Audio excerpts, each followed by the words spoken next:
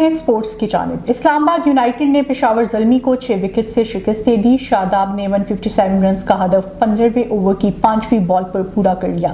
اسلام آباد یونائٹڈ کی طرف سے اوپنر عبدالرحمان نے گرباز نے 31 گیندوں پر 4 چھکوں اور 7 چوکوں کی مدد سے 62 رنز بنائے۔ وینڈر دسان نے 42 کی اننگز کھیلی۔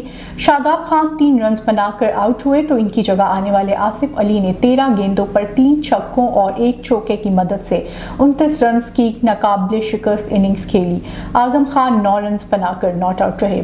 پشاور زلمی کی جانب سے ارشد اقبال، جیمز نیشم اور عثمان قادر نے ایک ایک کھلاڑی کو آؤٹ کیا۔ قومی ٹیم کے کپتان بابر اعظم نے کہا ہے کہ وہ سب کھلاڑیوں کی شادی کروانے کے بعد شادی کریں گے۔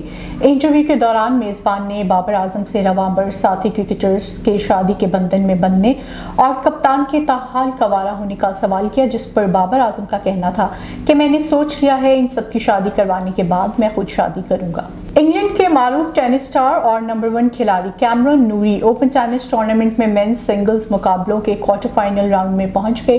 ایسوسی ایشن ٹینس پروفیشنل ٹور کے زیر اہتمام Rio open tennis event Brazil کے شہری ریو ڈی جینیرو کے جاکی کی ٹینس کلب جاری ہے۔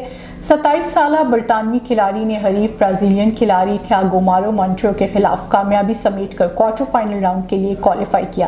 ایونٹ میں سنگلز مقابلوں کے ٹاپ 16 راؤنڈ میچ میں کیمرون نوری نے شاندار کارکردگی کا مظاہرہ کرتے ہوئے تھیاگو مونٹیرو کو سیدھے سیٹس میں 5-7 اور 5-7 سے شکست دے کر اگلے مرحلے میں رسائی حاصل کی۔